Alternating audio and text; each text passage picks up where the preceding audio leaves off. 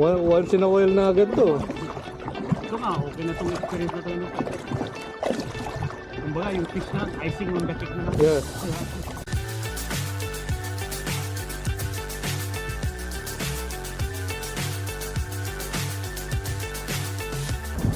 Fish on, baby!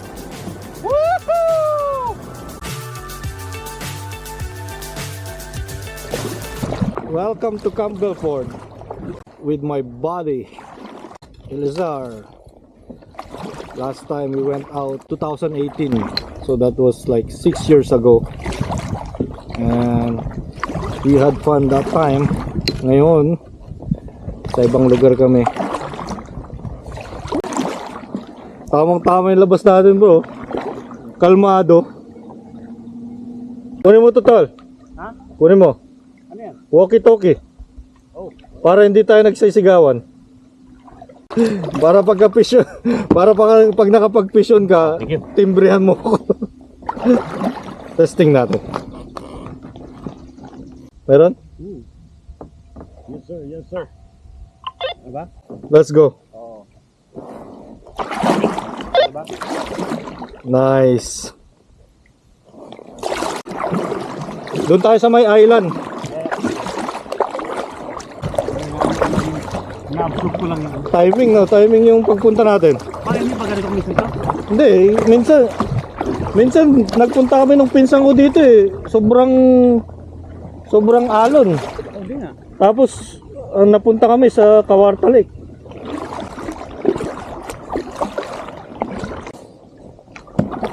Mag-set up kaya tayo. Maaga pa naman. Para habang nagsasagwan-sagwan. Parang nag-controlling. Oh, first cast. Prague.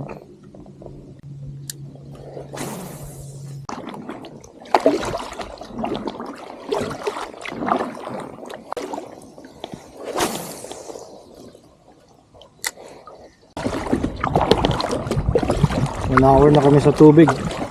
Wala pa rin huli. But it's all good. Sun is out. Kalmado yung tubig.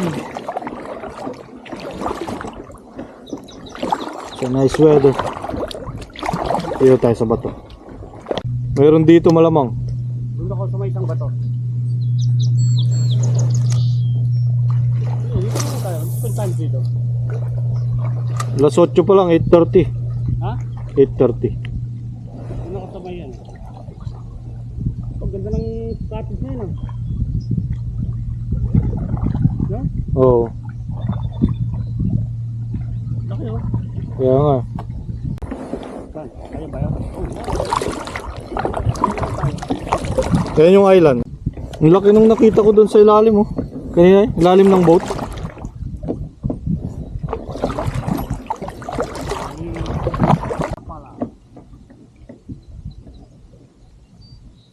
Stop muna tayo dito. After 3 kilometers paddle, narating din kami dito sa first stop sa island. Small island. It's a nice island. Yun, si Elisa. Sino tayo mag-camping? After 1 hour of paddling, we reach our first stop, which is the island. We camped for an hour or two. We caught a lot of fish, cooked hot dog, pork chop, fried rice, and the one fish that we caught called walleye.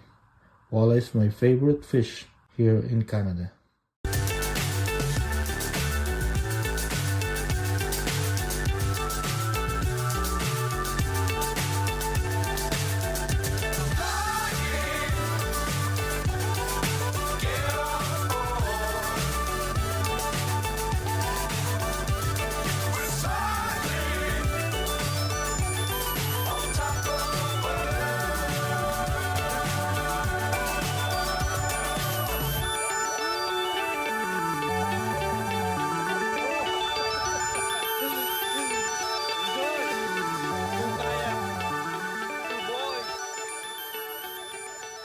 chasing waterfalls.